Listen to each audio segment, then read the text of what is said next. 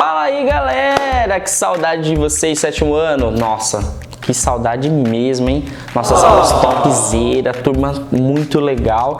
Mas calma, hein? Vamos colocar lá a contagem regressiva. Daqui a pouquinho a gente tá todo mundo junto de novo na sala, tá bom? Tô chegando eu e o meu parça, pra mim não ficar sozinho. Eu e Gerald, ok? Estamos aqui pra poder fazer aquela correção com vocês top, beleza?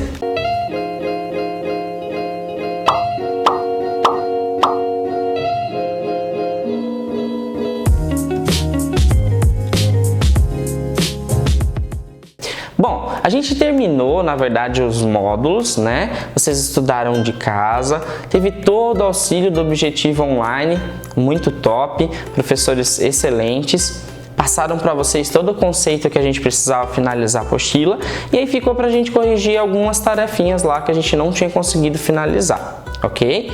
Então até então a gente teve as nossas lives e que live top, hein? Vocês participaram demais, foi aulas muito legais. Só que aí por causa do Covid, até mesmo o assunto a gente passou um pouquinho pelos os vírus que são acelulares, então a gente acabou tendo muito assunto para pouco tempo de aula, tá? Então esse vídeo nada mais é do que um auxílio de correção para vocês. Vamos só relembrar algumas coisas. Nós já tínhamos feito todos os módulos, os laboratórios estavam todos eles em dia, mas a correção a gente precisava finalizar ela e aí na última live a gente acabou dando prioridade aos temas e às dúvidas de vocês pertinentes à aula, tá? Então a tarefa 1, 2 já tínhamos corrigido, a 3 nós não tínhamos corrigido com todos os sétimos, então eu vou só voltar um pouquinho para a gente retomar essa correção, tudo bem? Então todo mundo lá na tarefa 3, o nome, o endereçamento ou o título que está lá é Sistema de Classificação. A gente já tinha combinado que a gente sabe vários tipos de classificações na vida, mas uma das mais essenciais e mais importantes é essa classificação biológica, ok? Vamos comigo, vamos todo mundo lá. Quando endereçamos uma carta a alguém, escrevemos no envelope o nome da pessoa, o nome da rua onde ela mora, o número da casa, o nome do bairro, da cidade, do estado, do país onde ela vive. Oxi, professor, mas o que tem a ver então uma carta com a classificação biológica? Assim como uma carta, às vezes eu preciso detalhar ela para não ter o endereçamento errado, assim é a classificação biológica. Todo ser vivo que foi estudado tem uma classificação biológica. E aí entra naqueles terminhos que a gente aprendeu em sala de aula. Você se lembra dessa palavra? Reficofage. Muito bem. Se você disse reficofage, é aquela diquinha para você não esquecer a sequência da classificação biológica, tá bom? Treine em casa o sequenciamento certinho até chegar na espécie, tudo bem? Então vamos lá, continuando. O país tem vários estados. Cada estado contém muitas cidades. As cidades são subdivididas em bairros. Cada bairro tem mais de uma rua. Cada rua tem várias casas, que são identificadas, cada uma com um número diferente. Ok? Então ali ele fez um textinho de classificação e de localização para vocês pontuarem certinho.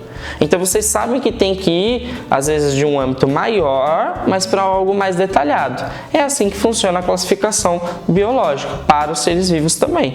A gente vai começar lá em reinos e vem desmiuçando tudo até chegar em espécie. Tudo bem? Então vamos lá. As questões seguintes eram: a que correspondem os filos nessa analogia, tá? Então, é óbvio que a gente faz um comparativo, né? É algo simbólico. Então, você vai ter que pensar lá naquela classificação biológica. E aí, vocês vão ter que pensar agora nesse textinho que ele passou. Então, se você respondeu que ele correspondia aos estados, resposta certa. A 2. Dentro do filo dos cordados, encontramos várias classes. A classe dos peixes, dos anfíbios, dos répteis, das aves e dos mamíferos. A que correspondem as classes nessa analogia? Muito bem, se você respondeu cidades, tá certo, boa, moleque, muito bem. 3. A classe dos mamíferos é subdividida em vários conjuntos, chamados ordens. Primatas carnívoros e marsupiais são apenas exemplos das muitas ordens que existem para subdividir os mamíferos. Aqui correspondem as ordens nessa analogia? Se você respondeu bairros, está certa a sua resposta. Vamos para 4. Dentro da ordem dos carnívoros, existem ainda muitas famílias, como a dos canídeos e a dos felinos. Aqui correspondem as famílias nessa analogia. Se você respondeu ruas, resposta correta. Coloca um certinho aí quando você acertar, tá bom? Se errou, não tem problema. Pega uma borrachinha, apaga tudo certinho. Coloca lá uma observaçãozinha que você tinha colocado errado, mas corrige bonitinho aí em casa, tá bom? Então pega uma borrachinha, maravilhoso, e corrige. 5. Existem ainda outras subdivisões. As famílias incluem gêneros. Dentro da família dos canídeos há os gêneros lobos, coiotes, raposas e cães domésticos. A gente até viu esses exemplos em sala de aula, ainda quando a gente estava em aula presencial. Aqui correspondem os gêneros nessa analogia. Aí fica mais fácil, né? As casas. Então, se você pegar lá do início até o final dessa classificação, a gente vem desmiuçando, vem explicando um pouco mais detalhado. Então, toda vez que você pegar um ser vivo, você precisa detalhar esse estudo, essa classificação biológica, tá bom? E aí vocês finalizam essa tarefa, tá bom? O sistema de classificação, que era a tarefa número 4, ele é tarefa NET, tá bom? Nós já tínhamos feito ele em sala de aula, eu ia levar vocês para o laboratório de informática, não sei se eu consegui levar os 2 sétimos anos, mas aí o tarefa NET ele te auxilia até mesmo com as respostas ali práticas online mesmo. Então, se está com dúvida, volta lá e confere, tá bom? Inclusive, a tarefa NET pode auxiliar vocês nos exercícios aí na volta às aulas, tudo bem? Então, isso seria importante aí vocês pegarem, tá? Então vai até a questão número 10. A tarefa 5 achei muito bonito, muitos de vocês tiraram foto, me mandou print, falou, pro, olha aqui meu folheto e tal. O folheto da campanha, na verdade, era um informativo. Então tinha alguns tipos de informativo aí que vocês podiam fazer, tá? Ele era de esclarecimento à população, tinha algumas regrinhas que vocês podiam colocar e tinha que ser uma campanha de saúde pública, tá? Você tinha que conscientizar a população. Ainda mais nesse período em que a gente está passando, então foi mais propício ainda, tá? E vocês podiam montar esse folhetinho. Na tarefa, aí tinha ali toda a composição, se vocês quisessem fazer. E a tarefa 6. Então, pega aí a apostila e vamos corrigir a tarefa 6, que vai falar sobre o reino dos fungos, tudo bem? Vamos lá. Os animais são seres aeróbios, ou seja, utilizam oxigênio para a respiração. Só lembrando, quando não utilizam, não é essencial, você vai chamar esses seres de anaeróbio, tudo bem? Explique como foi possível o surgimento desse tipo de organismo ao longo da formação da atmosfera. O mais legal de tudo é que vocês encerraram o módulo falando sobre essas características das terras primitivas, né? Ela passou ali por 3 processos grandes de transformação e essa quantidade de gases ela foi modificando. Só lembrando que a gente tem o gás mais abundante na Terra, é o nitrogênio e não o oxigênio, como muitas das pessoas acham que é, ok? Claro, ele é muito abundante, tem cerca ali de 20-21%, tá bom? Mas o oxigênio vem em segundo lugar.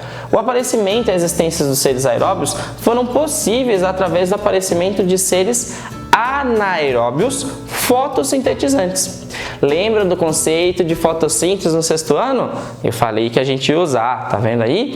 Então esses seres que eram anaeróbios, eles começaram a fazer esse processo de fotossíntese. E essa característica de oxigênio, eles acabaram tendo que utilizar ela, tá? E a partir daí eles passaram a produzir e oferecer oxigênio para a atmosfera terrestre. E aí toda aquela composição da Terra foi sendo modificada, tá? Então ela passa por vários processos, entre eles a utilização do oxigênio, onde os primeiros seres eram anaeróbios, fotossintetizantes, tá bom? Então essa mudança química dentro da planta em si, ela acabou auxiliando como esse processo que hoje nós precisamos e são chamados de seres aeróbios, tudo bem? A 2.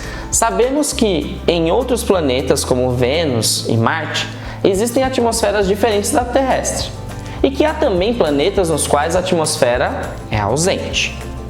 Quais são os fatores que favorecem a existência da atmosfera no nosso planeta? Olha, se eu estou aqui em pé e não estou caindo conforme a Terra vai girando, é óbvio que é pela nossa querida gravidade, ok? Então ela continua fazendo essa produção de gases e é isso que vai fazer com que nós, aqui, seres vivos, passamos a ter essa existência e nessas características, tá? Então o principal componente é a gravidade.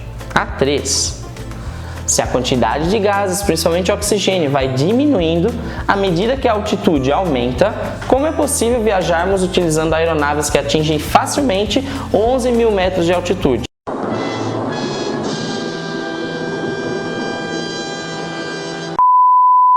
Vocês lembram naquele conceito que eu passei para vocês? Quanto maior a altitude, mais o ar fica rarefeito. A gente até utilizou para os meninos que gostam muito de futebol o exemplo do Flamengo, muitas das vezes o time do Flamengo, do São Paulo, quando foi jogar a Libertadores, que aí eles passaram um pouquinho mal por causa dessa diferença de altitude, né? E aí tem uma modificação na corrente sanguínea, até mesmo quando a gente desce, vai para o litoral, vai viajar para a praia, que a gente está descendo a serra, você vê que até aqui há uma alternância, uma mudança na pressão, a gente sente até no ouvido, quando dá aquela tapa o ouvido. Então assim, tudo isso, essas diferenças de altitude, às vezes do nível do mar até grandes altitudes, a gente vai ver a quantidade de pressão e os gases atmosféricos se modificando, tá bom? E isso vai acontecer como, professor? Porque se eu pensar que eu vou pegar um avião, vou subir 11.000 metros, eu vou morrer lá dentro, não é verdade? Então calma o coração. Tudo bem? Pode andar no avião normal, tranquilo, mas por que a gente consegue? Ele é como se fosse uma cápsula, tá? No interior das aeronaves, essa pressão ela é bem controlada, porque senão a gente não conseguiria viajar dentro dela, tá? E a concentração desses gases ele é igual à da superfície onde a gente vive. Então é uma cápsula bem fechadinha, tudo organizadinho, para que não ocorra nenhum mal ao ser humano que está ali dentro, tá? É tudo bem vedado, tá? Então o que a gente até coloca é que ele é devidamente pressurizado, tá? É um nome ali um pouquinho difícil, mas esse é o termo mais correto. Tudo bem? Exercício 4, vamos lá. Não desanima não, bora todo mundo junto. É bastante conhecida a situação dos atletas que se deslocam de seus países para as disputas em países de grandes altitudes, como é o caso de La Paz, na Bolívia, que fica a 3.000 metros de altitude. Essa não tem como a gente não falar, né? É sempre um tema que a gente acaba puxando de novo. Lá esses atletas precisam de um tempo para adaptação, até que possam fazer um bom jogo, ok? Explique que tipo de problema os jogadores enfrentam e por que isso acontece. Isso eu já tinha até comentado um pouquinho antes, tá? Existe por causa da falta de oxigênio, tá? Em alguns locais essa altitude é tão grande e o ar fica rarefeito e a quantidade de oxigênio ela é baixa para nós. E aí ele tem a necessidade de adaptar esse transporte de oxigênio dentro dele, tá? Então essa adaptação, ela aumenta o fluxo sanguíneo e essa concentração da hemoglobina no sangue. Então vai fazer com que ele tenha alteração. E aí dependendo da pessoa, ele pode passar mal ali, ter ânsia de vômito, náuseas, essa falta de ar e precisar do auxílio de um balão de oxigênio, principalmente no caso dos esportistas, tá? É como se você se cansasse um pouquinho mais rápido. Você vai subir os 20 degraus aqui no Brasil, você vai subir os 20 lá com um pouquinho mais de dificuldade, tá bom? Professor, eu nunca vou para Bolívia então que eu vou morrer. Calma o coração, tudo bem? Você pode ir sem problema nenhum, mas é que a gente vai sentir isso no corpo um pouquinho dessa alteração, beleza? A 5 agora. Sabemos que existem algumas situações que provocam perdas de gases da atmosfera para o espaço, como os movimentos de rotação e translação da Terra. Se você não lembra desse conceito, eu vou falar para o Anselmo, hein? Rotação e translação. Depois, se vocês quiserem comentar aí, pode comentar. Explique como os gases da atmosfera são renovados. Então, essa é simples. Rochas, temos também os oceanos, os seres vivos e também as atividades vulcânicas, tá? Então, existe essa renovação, essa reformulação por causa desses itens aí, tá? A 6. O elemento químico nitrogênio, que a gente representa com a letra N, é fundamental para a formação de certas substâncias orgânicas, como as proteínas. Lembra que o nosso corpo ele é lotado de proteína. É proteína para a unha, para a pele, para o cabelo, é proteína para todo lado do nosso corpo, ok? Que constituem os seres vivos. Qual a porcentagem de nitrogênio existente na atmosfera terrestre? Já também acabei comentando um pouquinho sobre isso, é uma média de 78% de nitrogênio. Então a gente tem muito desse tipo de gás, tá? A 7. O gás oxigênio é fundamental para a nossa sobrevivência. A gente vai representar ele com O2, ok? Participa da queima dos alimentos. Disso resulta a energia necessária para o funcionamento dos órgãos. De novo, ele entra naquele processo do fluxo de energia, tá? Qual a porcentagem desse gás oxigênio existente na atmosfera terrestre? 21%. Também já havia comentado com vocês. 8. Os cientistas consideram que existiram 3 atmosferas de diferentes composições. Quais os gases que compunham a primeira atmosfera? Essa era o gás hélio e o hidrogênio eram os 2 principais nessas primeiras terras primitivas. Tudo bem? 9. Qual a origem da água dos oceanos e rios? Uma parte era dos blocos de gelo que veio do espaço, falando assim basicamente, sem muita delonga, tá? E a outra parte é por causa dos vulcões, tá? Lembra sempre da panela. A mãe coloca a panela no fogo, né? Coloca a tampa, a gente percebe que sobe o vapor, pega na panela e ele volta em gotículas de água. É mais ou menos aquele ciclo da água. Assim ocorreu com os vulcões, tudo bem? Beleza? Isso de uma forma mais fácil para vocês lembrarem desse sistema. E a última, dos gases que compõem a atmosfera, 2 são provenientes também da respiração dos seres vivos. Quais são esses gases? Esse é fácil, hein? Vapor d'água e o nosso conhecido gás carbônico, tudo bem? Então esses são os 2 principais gases. A tarefa 7 é apenas essa cruzadinha. Se você quiser aí, tiver alguma dúvida também, só conversar com o Pro, beleza? Galerinha, é isso que eu tinha para passar para vocês. Qualquer dúvida, não esquece, só é me mandar uma mensagem e a gente tá junto aí, tudo bem? Até a próxima e aguarda para a próxima aula. Tchau, tchau!